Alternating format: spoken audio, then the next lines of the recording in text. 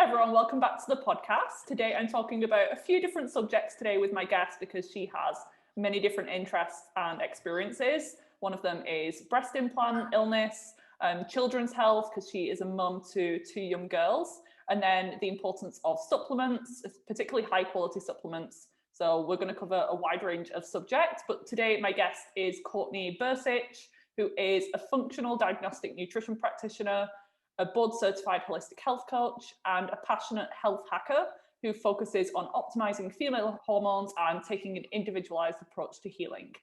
After facing postpartum health issues and undergoing breast explant surgery, Courtney was able to reclaim her health by becoming her own advocate and finding her bio-individualized path to wellness. As a health coach, she now strives to help other women do the same through her coaching business, functional lab testing, and supplement line, Plant RX. So welcome, Courtney, to the podcast. Thanks, Vivian. Thank you so much for having me. This is such a treat. I'm really excited to have some conversation with you today. Absolutely. And could you start off by going into your health journey in more detail? You can take as long as you want, because I'm guessing it's been a bit of a journey.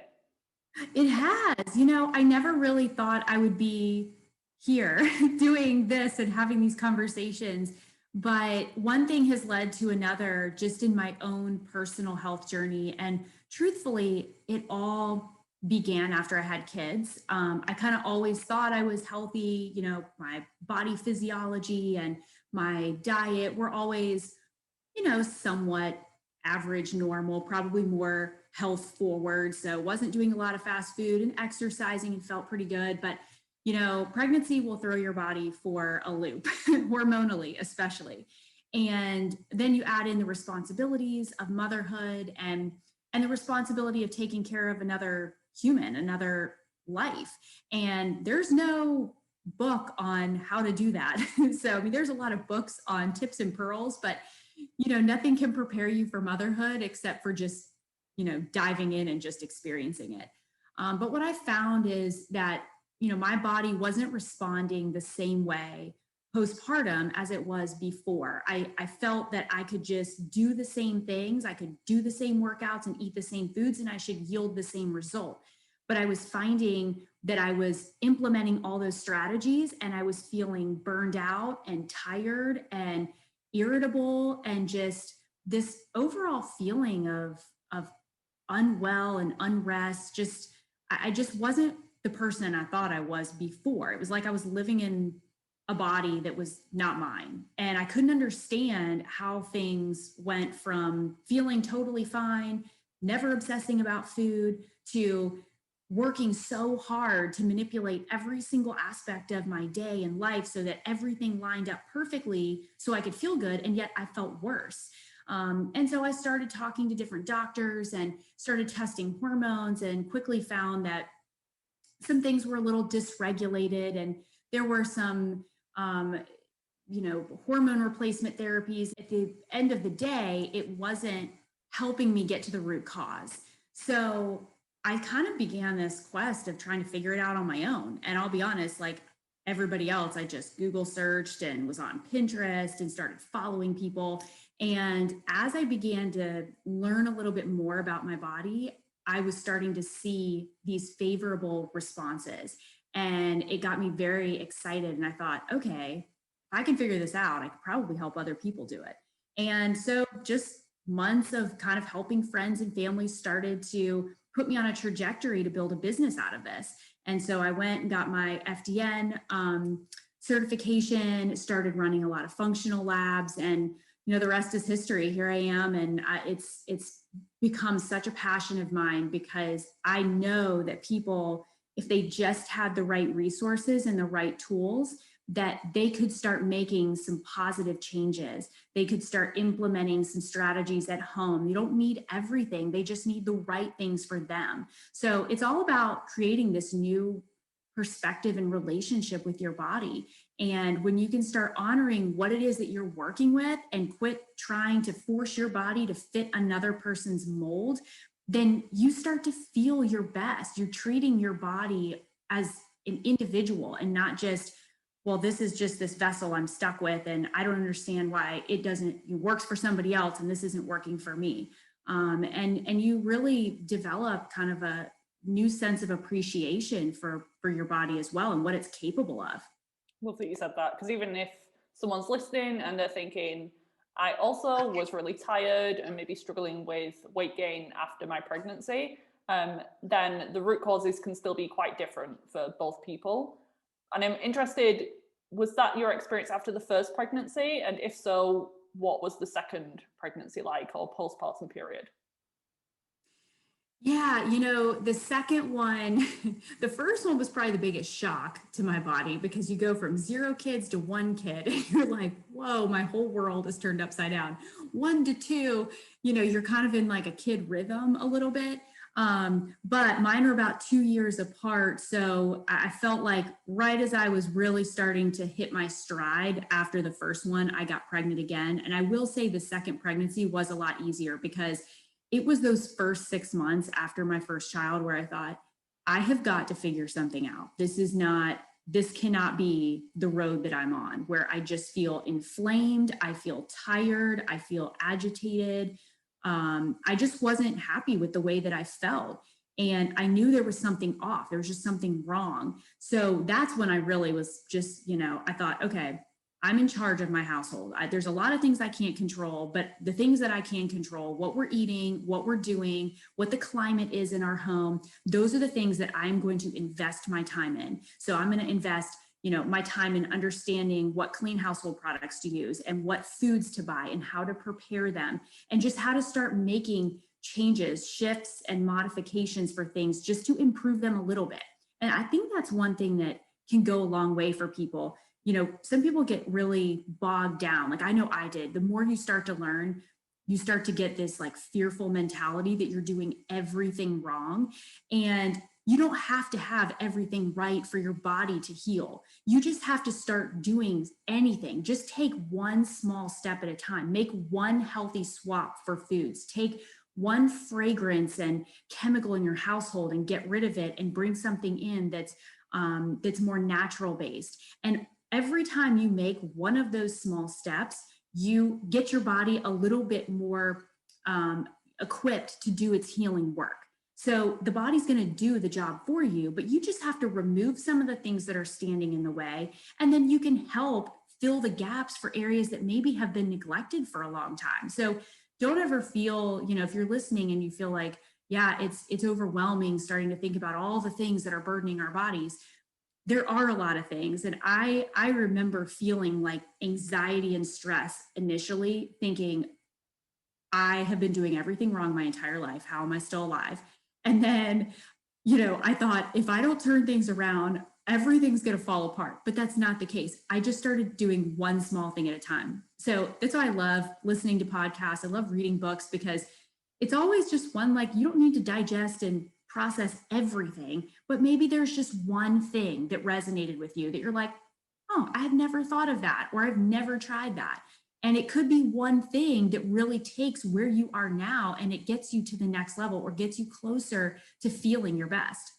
My anxiety levels are already heightened after pregnancy, aren't they? Just with motherhood. So add on top of that pressure and stress, trying to be perfect with your diet and lifestyle, it can really borderline orthorexic, but you're trying to be perfect, and that is actually more negative a lot of the times than just eating a not so clean diet. You have to have some balance there. What were some of the biggest changes that you made that made the most impact for you personally? The nutrition was probably the biggest piece of the puzzle. Like I said before, I was doing a lot of cooking in our home. We weren't eating out a lot. I wasn't eating processed foods, but I was, using things, probably oils and things that you would prepare foods in. We were using pots and pans that were, coated in Teflon, and they were from like years before. They all had the little fork grooves where everything, you're not supposed to use anything like that to like stir stuff. So there were just a lot of little things that I noticed in the way that I was preparing meals. At the time too, I was doing a lot of whole wheat because whole wheat's supposed to be healthy. And so we were doing a lot of grains, and that was a portion of all of our meals. And now, we are totally gluten-free. That was something that I realized very quickly, that grain is not what it used to be, especially wheat. And so, as I became more educated on the effects of gluten and our gut lining and leaky gut, I realized, okay, this is something that we've got to pull out.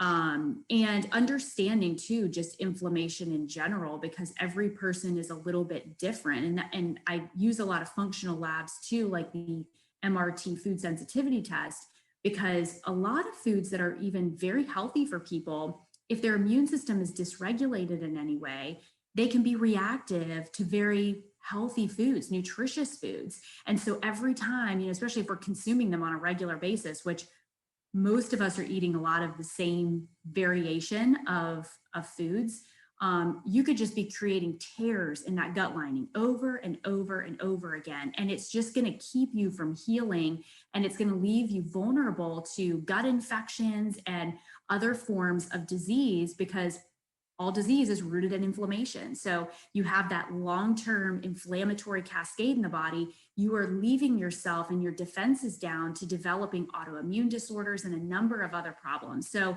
getting the nutrition right can take some time. And it may require, for some people, if you just have symptoms you can't seem to resolve, they could be skin issues, it could be brain fog, it could be insomnia. It might not be GI related, but that doesn't mean that it's not rooted in the GI system somewhere.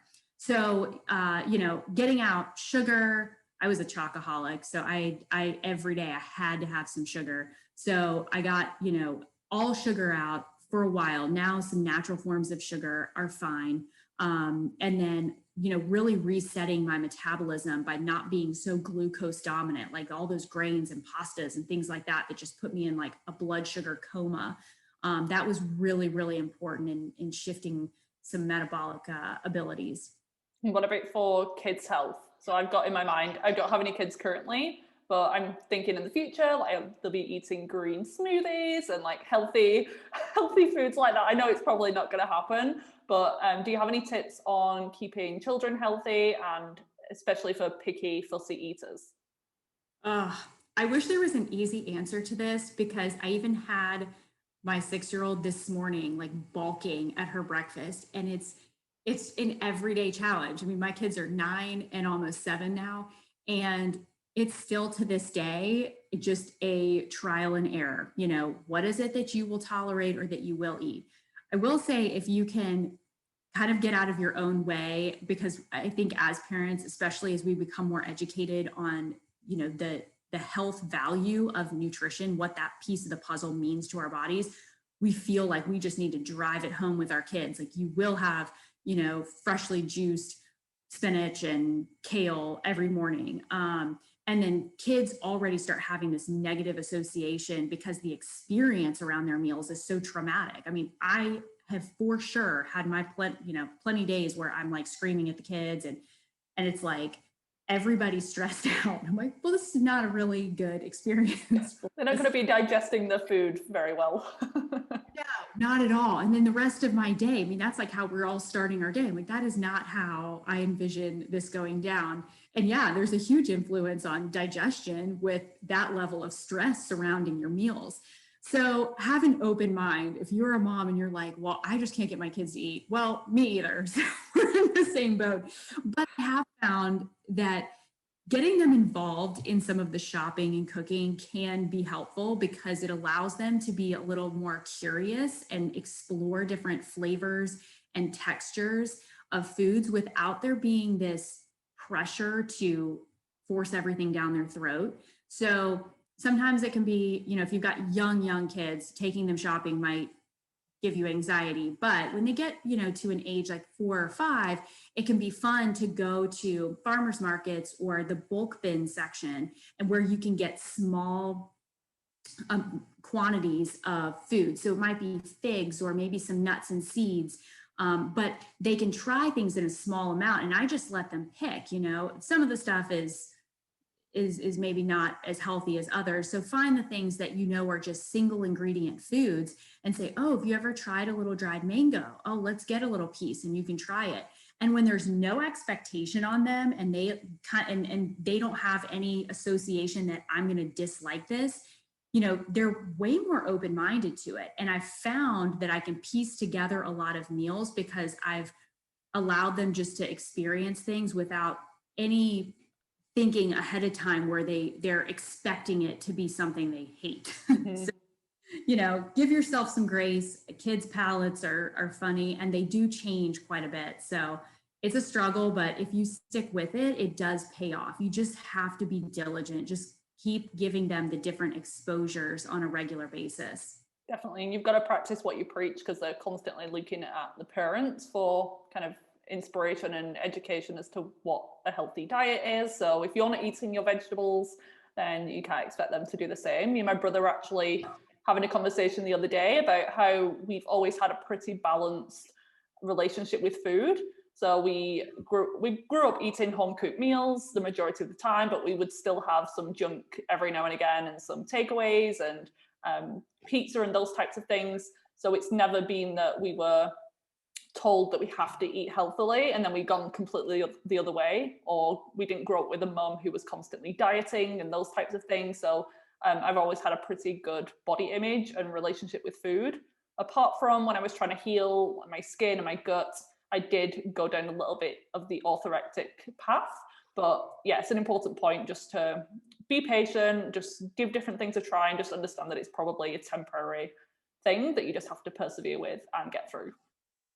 Absolutely. Yes, it is temporary. The second you think you've got anything figured out with kids, will change the next day. I'm telling you, it's like, you're like, man, I'm crushing parenthood. And then the next day your child is like done a 180.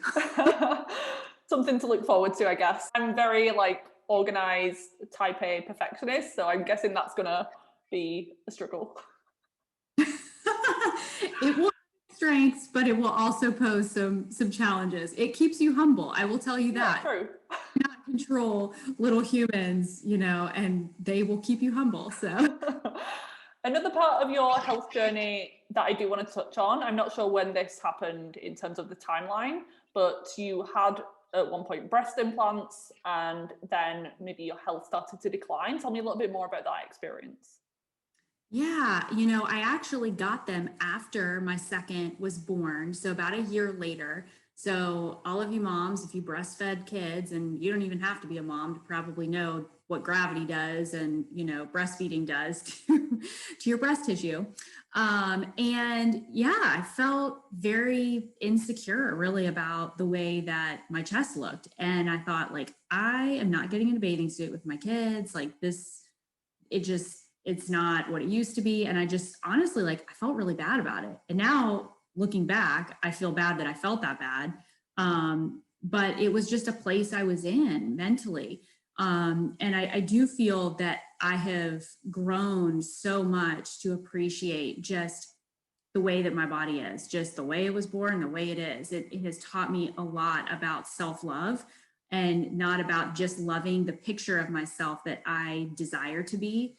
And just speaking a lot of positivity over the different phases and seasons of my life and the way that my body looks, because it never stays the same. That's one thing. Our bodies are always aging and changing. So the way it is now is not, what it will probably be in 5 years. It can be healthy, but it might not be in the same package, might not look exactly the same. Doesn't mean that your body image has to suffer because you wish that it could be what it was before. But that being said, I did have implants put in a year after my second child was born. And honestly, I met with a surgeon, and at that point, because that was about 6.5, 7 years ago. So I was very much kind of on that quest of holistic medicine and alternative approaches to health, but I had no idea the impact of implants on the body. And when you meet with, your surgeon, they'll say, well, the FDA's approved it and it's safe. Here's the fine print of all the risks associated with surgery, but beyond that, you're ship shape, good to go. So I had the surgery, and it was probably, within a year that I started noticing a lot of changes in my gut. So the biggest issue for me was a lot of IBS related symptoms. So constipation, diarrhea.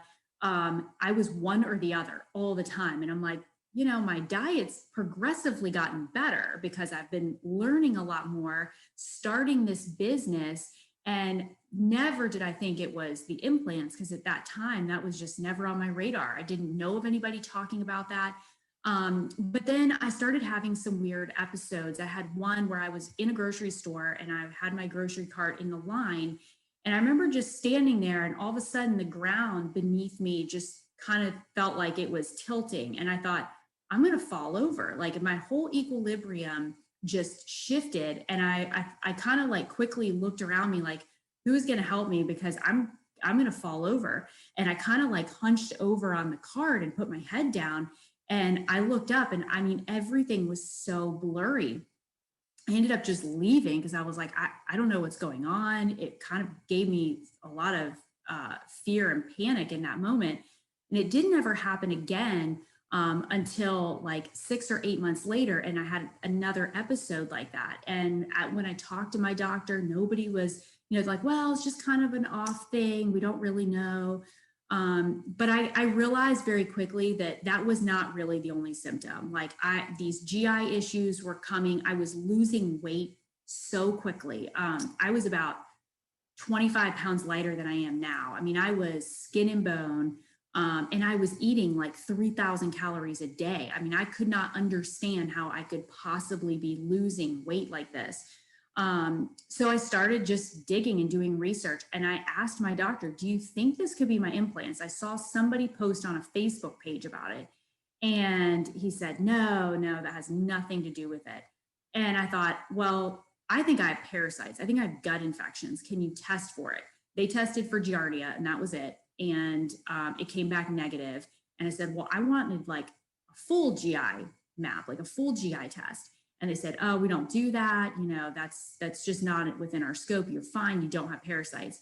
So again, I just went about my own business of trying to find everything out. And I told my husband, I think I have breast implants, and I think they're giving me gut infections. And I look like a shell of a person. I can't possibly go any longer. I need to get them out. So I found a great surgeon, had the explant surgery. It's been a little over a year since I've had it. And I've put on 20 pounds. I had to do several gut pathogen protocols that I did on my own. I did test my gut. I had H. pylori. I had blasto, crypto. I had candida out the wazoo. There were infections all over the place. My whole thing was just red. And so I have since cleared all of those. But what was interesting to me is that the parasites themselves, oftentimes they are somewhat protective because they feed on heavy metals. And these breast implants are full of heavy metals. And they have cadmium and lead and arsenic. And, even though we think of them as just being in this capsule, they're not leaking plastics into your body, they do leach into the capsule of the implant. And the capsule is a biofilm. It's like scar tissue. And so in that scar tissue, you get all of these heavy metals, and then you get all of the parasites that can manifest in that tissue. So it was like the parasites were feeding on the implants, which were keeping me from absorbing those metals into other tissues of my body, but it was creating a cascade of inflammation. So I had all these food sensitivities. So I had leaky gut, which was creating tons of just diarrhea. Like everything that was going in me, none of the nutrition was getting to my cells. So it was almost like I was starving my cells of nutrition. And it created, I remember doing a cortisol, like a stress panel, and my cortisol was through the roof because my body was incredibly stressed. It had no fuel, no nutrition to work with. And then it also had the interference of the implants. You're not born with these. Your body doesn't understand that you chose to put them in. Your immune system sees them and thinks, this has got to go. We don't know what this is, but it's harmful to our body. So it sends out all of these inflammatory chemicals basically to fight it. And every single day, your immune system is at battle with your own body. And that can create autoimmune disorders and skin issues and rashes, hair loss. I had hair like falling out, like, and I couldn't even believe it. My hairdresser even finally said, Courtney, your hair, like, it's half of what it used to be, which for any woman, you know, that's the last thing you want to hear your hairdresser say. So all of these symptoms that were highly undesirable for me and very much not linked to what we would assume breast implants, you know, would have any correlation to. But there was this one massive toxic element in my body creating so much stress that every system was completely out of whack and dysregulated. So, you know, symptoms can just vary so much, but if you're somebody that has had implants, and here's the other thing too, I'll just say this because it's really hard sometimes to identify the role that implants could be playing because there isn't this instant cause and effect. You know, sometimes we'll eat a food and we think, oh, I'm bloated, I can't go to the bathroom. Like, I know that food, whatever it was, that was probably what caused the insult and the symptoms.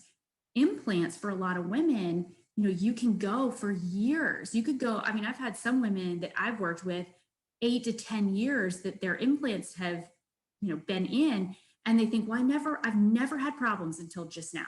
So it can't be the implants because I've had those for a decade. So why wouldn't I have had problems before? Well, your body has an ability to adapt to stress. It's made to do that. It has to. Otherwise, we would never be able to survive because we're always being insulted by different levels of stress. It's just that when that threshold and tolerance level, you hit the maximum capacity, then your body's like, okay, we can't keep doing it. And everything begins to suffer. Your thyroid begins to become downregulated. Now we've got toxins floating in the bloodstream. The brain begins to get inflamed and we start feeling things like brain fog or even vision problems. But you know, you wake up one day and think, oh, this has to be something else. And it's not. It's just that you had a window of time where your body was still fighting them. It was still a problem. It's just that it wasn't to a level that it became symptomatic because you had that adaptive reserve. So know that going in, like, there's no one safe implant. There's just not. You know, silicone, saline, gummy bear, textured, all of these different varieties and types, they are all a threat to your body. So there's not one that's going to just be neutral, like meaning it has no effect. Our bodies just are not designed to harbor something that it did not exist with when you were born. So, you know, I don't ever want anybody to feel like shame or pressure when talking about that, because I know for some women, they start thinking like, oh no, this is another thing I have to think about. Everybody has their own journey with breast implant illness. It took me probably 18 months to finally wrap my head around, I need to do this. I need to get them out because I liked them. I mean, you know, I fixed a cosmetic issue that I wasn't happy with. And I thought, okay, now I'm going to have to undergo another surgery, which I didn't want to do. And I'm going to have to get them removed and go back to the way I was before. But I will tell you, you know, a little over a year and having them out, and I feel better than I ever have. All of those symptoms are completely gone. I truthfully have a new respect for my body. Like I feel bad I put my body through that, but I also realize like what a gift I gave it in removing those implants, because it was doing what it was designed to do to protect me. And I was essentially putting my body in a very vulnerable position for 5 years. So explore, research. There is a ton of information that's out there. A lot of women are speaking up about it. It used to be a little taboo, I think. You know, nobody wants to talk about their implants, but you know, I just feel empowered. Like if it can help one person that's suffering, you know, you don't have to. And there is a way to support your body, you know, get on the other side, allow your body that space to heal. Wow, what a story. And I only became familiar myself a few years back. I think a lot of I think there's like a Facebook group, isn't there, that's like got hundreds of thousands of Yes. followers. I'll link that in the show notes for anyone who's interested. But even at my nutrition school and like 5+ years back, I had never heard of this before. Similar to what I was dealing with, mold illness, that was never something that crossed my radar. And I wish that I heard someone just even mention it as a possible factor, because that would have saved so much time. So I'm really glad that you shared that. And I have spoken before on the podcast about hidden stressors. So when people think about stress, they just think of like the kids and finances and all of that, which is important, but it's important to look at physical stressors and emotional stress, energetic blocks too. So symptoms, I love that you said that your body's just constantly fighting this foreign object in the body, and because your immune system's going crazy and your gut is impaired, that has the possibility to affect every single cell and system and symptom in the body. But are there any other kind of words of wisdom for those out there who are struggling with it? And do you think that everyone is potentially affected? I think that there are definitely byproducts, negative byproducts of having implants. I think the way that it affects everybody is a little bit different. You know, you cannot put something that, like, in and of itself is actually full of plasticizers and metals. I mean, that is what makes up silicone and saline implants. And there's no way to shield yourself from any influence of that in the body. You know, I've said before to some other folks and kind of giving an analogy, like we always say, like, don't drink out of plastic water bottles.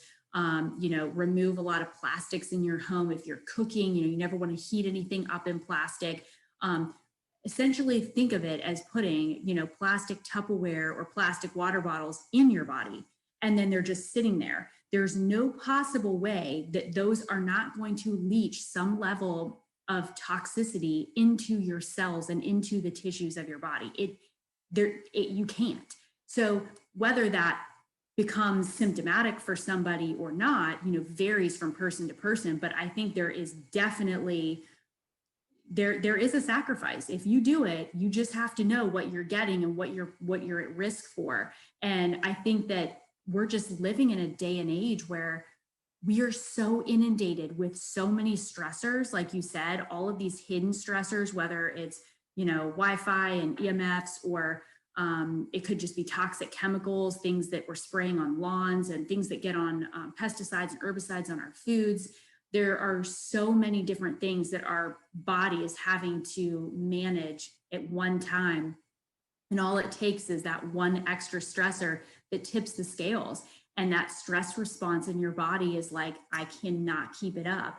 And you've got, again, that immune system that just stays in the on position. And when it stays on all the time, you put yourself at risk for all kinds of disease to form. So your cells just don't get the opportunity to heal and regenerate. You stay in this inflamed state, and that is a perfect climate for disease. So I just think that if that is something that you're struggling with, don't close your mind off to it. Trust me, I wanted to fix everything else. I thought, what if I just help my body in all the other categories? Can it just manage the implants on its own?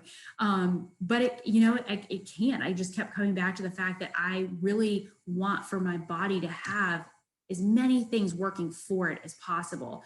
And the number one thing any health coach or holistic doctor will say is you've got to remove the offenders. You know, you can't keep eating a bad diet and then just up the exercise and up the detox. You've got to get the removal of the offenders if that's something that's in your control. So yeah, I do think that it affects everybody. It's just a little bit different. You know, we're all wired a little bit differently. We were all born with a different microbiome. So we have different genetic proclivities. So it's something definitely worth exploring, even if you are not symptomatic. Start putting your mindset in a place of wanting to always position your body in the healthiest way, because at some point you might need to make that decision to say, you know what, I can't compromise anymore. Like I need to have everything working in my favor so I can have long-term health. And it's the same with the birth control pill. Like if you want to understand the risks and take that pill every day knowing that there are potential downsides, that's completely fine. That's your choice. You should be aware of, you should be taught and told some of the potential risks as well. But do you think with surgeons and doctors, do you think that they actually know this stuff? Or do you think that it's just not common knowledge? You know, breast implant illness it's not even like a diagnosis. It's kind of just this term that we've placed kind of as like a blanket over all of these symptoms that people or doctors, individuals can't really identify what the actual root cause is. It's, you know, if you present with all of these symptoms and we can't really identify where it's coming from, maybe it's breast implant illness. It's like IBS, like a wastebasket term. They rely like inflammatory bowel disease and cancer, and then they just tell you that it's IBS and live with it. Yes, absolutely. And that's, you know, and some doctors, I will tell you, I've had some friends that have also, since my explant, have seen different surgeons, and they'll come back to me like completely deflated and say, Courtney, I told him, I think that this is affecting my health. I want them out. And the doctor just kind of, you know, just gives them a pass, like, oh, you know, that's completely false, that there's no data, there's nothing to support that. These things have been around forever. You know, it has nothing to do with the implants. And that's just completely untrue. I don't know what kind of like science we need to back it up when we have tens of thousands of women that have unexplainable symptoms that are debilitating. I mean, they are like interfering with their life in a huge capacity. And then they have an explant surgery, and 2 weeks later, their body's rebounded in ways that it never had the potential to do for months, if not years before.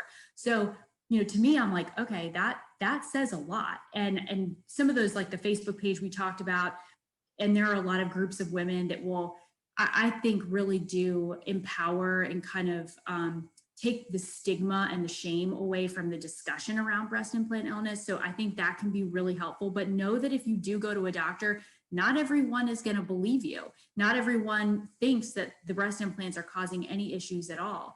And I think you have to really do some legwork on finding the right doctor for you. So the person that did my implants was a different surgeon that did my explants. So, and my explant surgeon is phenomenal. And the bulk of his cases now, I mean, that's about, I think 70 to 80% of all of his cases now are explant surgeries. And I even asked him one time when I was in a follow-up appointment, I said, did you ever think when you went to medical school to get into plastic surgery that the majority of your cases would be removing these medical devices? And he said, no, never in a million years. You know, we train on doing all of these cosmetic surgeries, adding all of these things to people's bodies. And here I am now, I'm actually helping people feel better by every day removing the very things that I thought I would be doing to help people, you know, and help people feel better about themselves. So it is really interesting just how it varies from doctor to doctor. Don't feel depressed or defeated if you interview a couple of doctors and you just feel like they judged you or they're not on the same page. It's just not the right fit. There are plenty of doctors out there, and there are several lists, which I love. I found my doctor through a Facebook group, and one of the members had actually put together a list of all of the surgeons that everybody had used on that Facebook page all over the world. And that was really helpful because you got a lot of, you know, reviews from people that had gone through the same experience or had gone through an experience that you were embarking on. So, you know, find those community support groups because it can be very helpful in not feeling alone and not feeling like you're going into a doctor and they're just going to kind of brush you off or shoot you down and say that you don't know what you're talking about. I know there might be people listening who have breast implants or who are considering it in the future who might feel a little bit overwhelmed right now. But this whole podcast is about addressing the root causes of hormone issues. And you could waste so much time and money and effort just trying to mask and manage symptoms.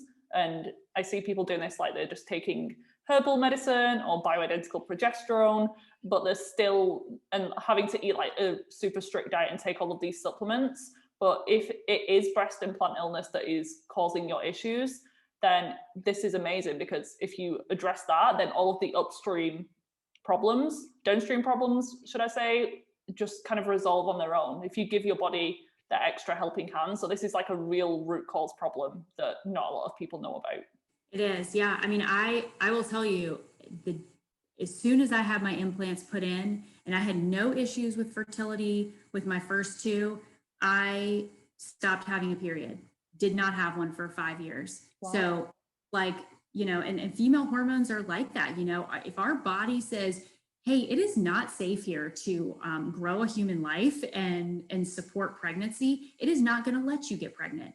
And I was just like, oh, well, you know, I guess I lost my cycle. I don't know. And I thought part of it was because I was losing so much weight. And, you know, some women would be like, well, this is great, no cycle and you're losing weight. Well, it can't, trust me. I mean, I would have heart palpitations at night and night sweats. And I mean, I thought I was like dying in the middle of the night because I would feel my heart racing, you know, it felt like it was beating out of my chest.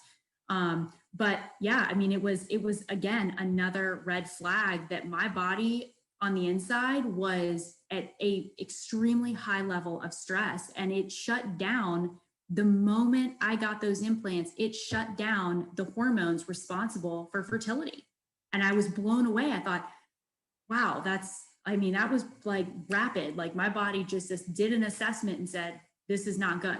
And it never came back until my implants were removed.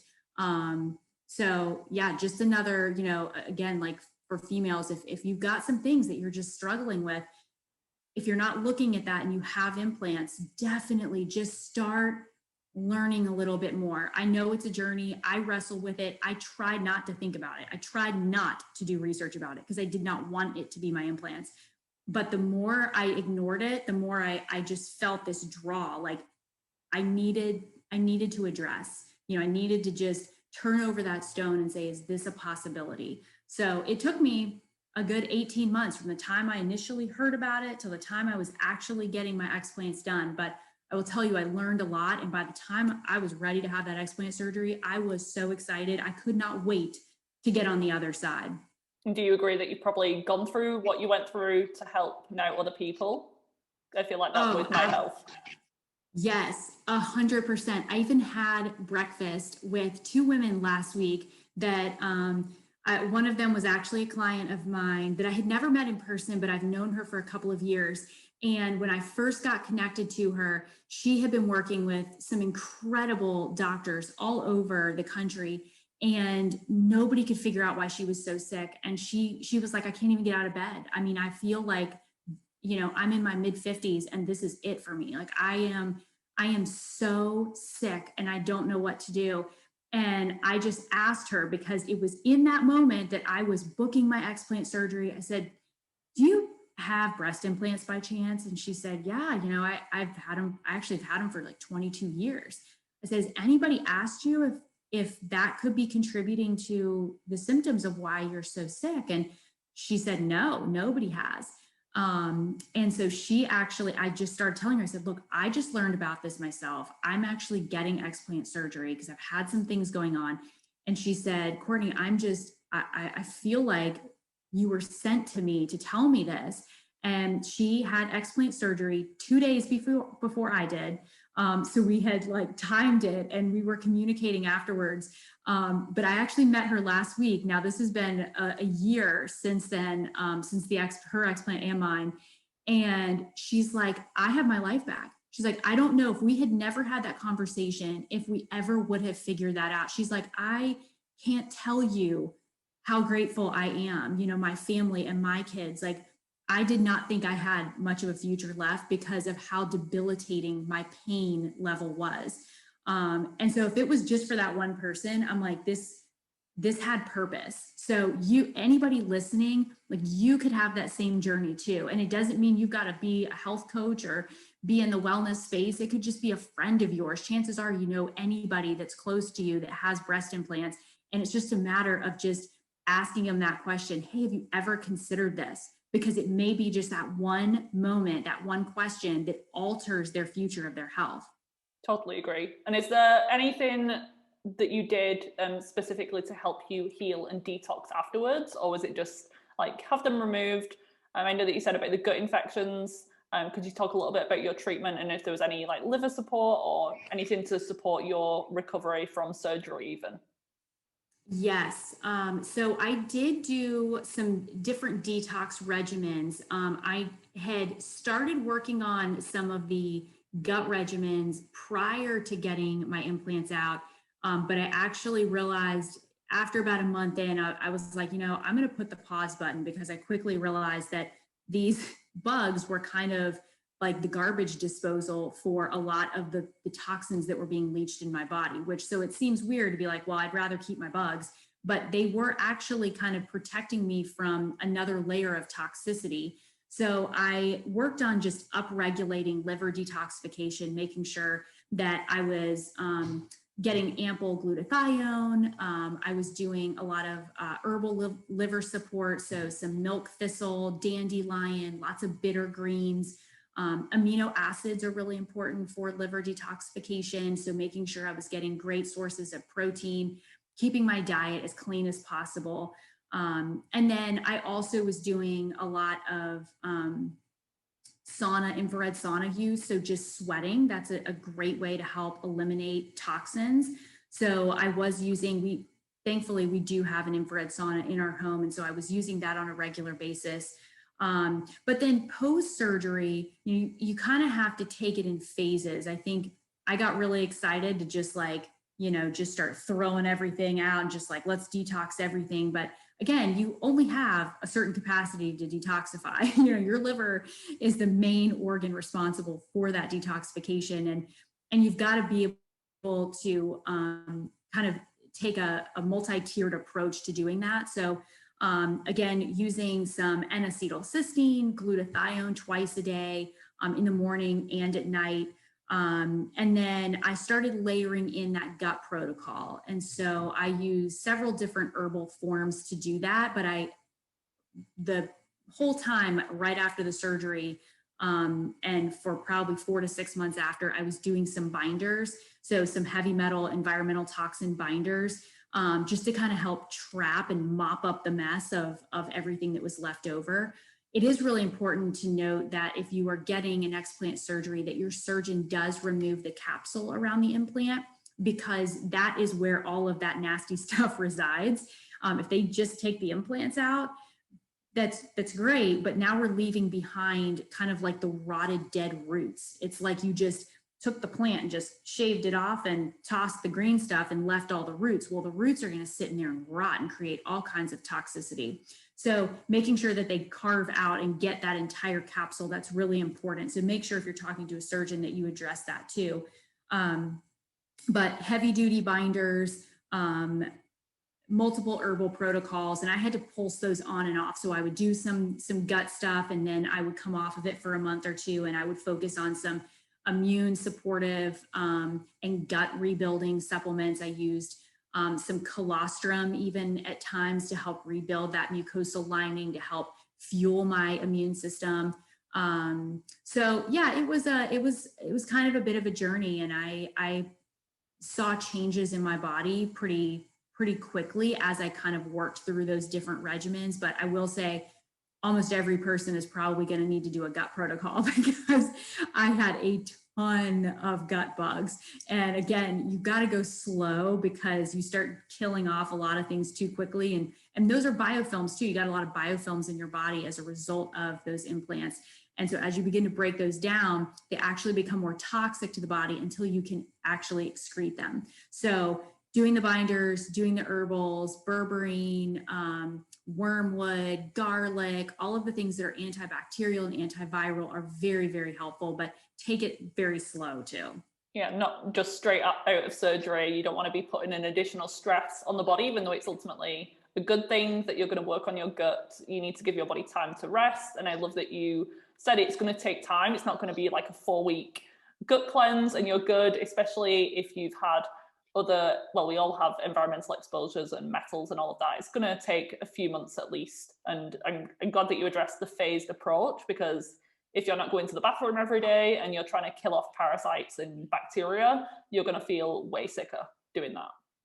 Oh yeah, you totally will. And lymphatic massage is great too. So once you're healed enough to actually do that, it was probably about 6 weeks after my surgery, but I was able to get a couple of good massages just to stimulate the lymph system so we can start moving some of that sludge out and just walking. I mean, I just remember every day, like I would wake up and I could feel a little swollen and puffy, and I would take some glutathione and then I would go for a walk, and obviously lots of filtered water too, just for hydration and just moving that stuff out. But in moving your body, you can kind of start to process and get everything moving that's been stagnant and just sitting overnight. So sleep is huge. Obviously, lots of rest and recovery. Let your body do that work at night. You can't compromise on sleep.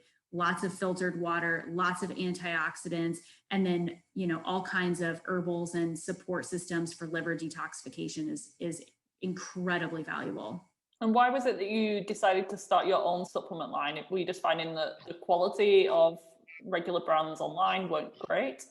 Yeah, I've been working with so many clients, and I would try to piece together these protocols for women, and, you know, all these different supplements. And it's not to say there aren't good supplement companies out there, but I could never find one place that I felt like had all of what I needed that met the standards that I was looking for.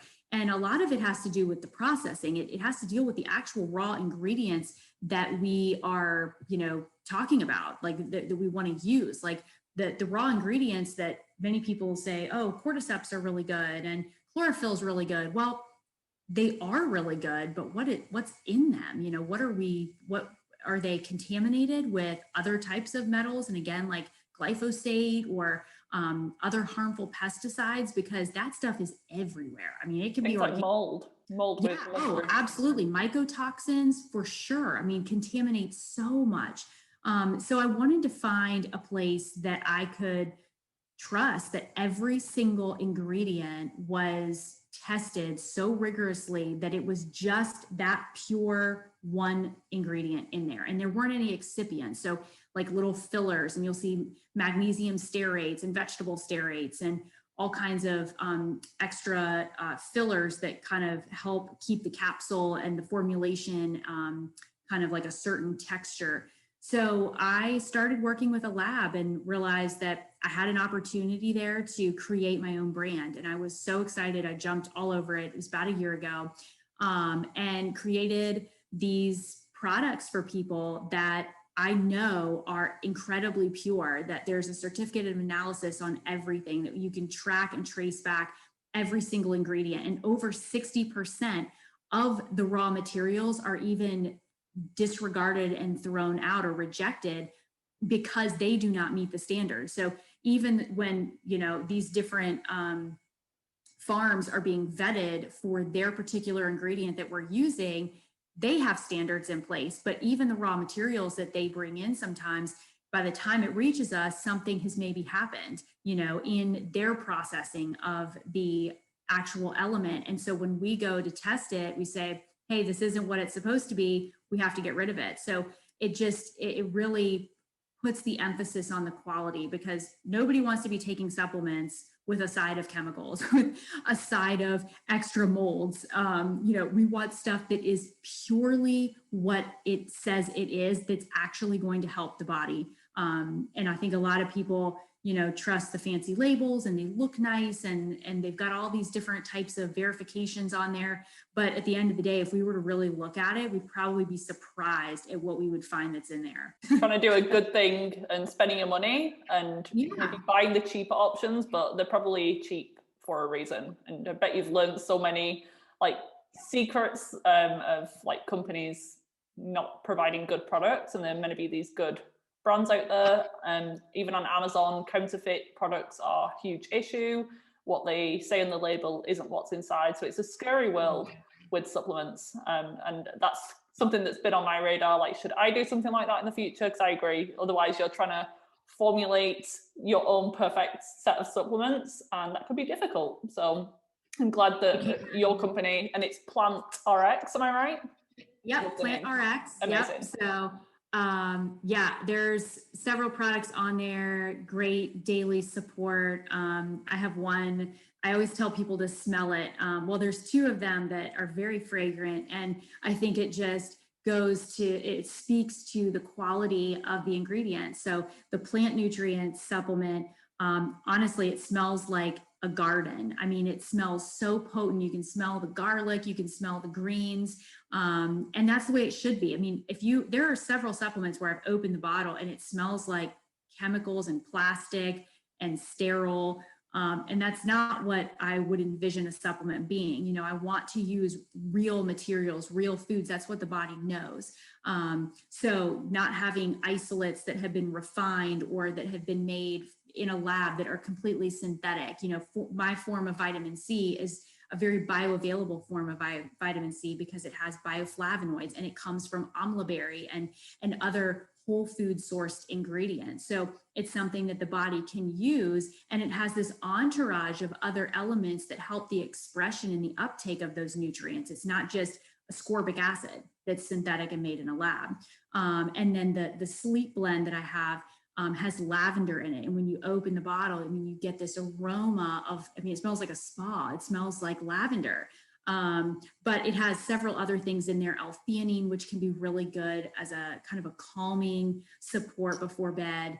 It has magnesium in a malate form, so it's bioavailable to the body, also very calming. Skullcap, valerian root. So it's just a very beautiful blend of things that we know they're tonifying to that rest and restore that parasympathetic part of our nervous system. So definitely, if anybody wants to check it out, my heart and soul is into it.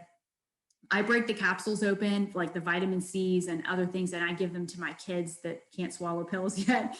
But they're supplements that I'm giving to my family that I'm taking on a regular basis, and I'm just so excited to have the opportunity to share it with other people. Sound amazing. And I've not tried any, but from what you just described and just from your experience and all of that, they're totally approved by the Hormones in Harmony podcast. I know, I need to get you some.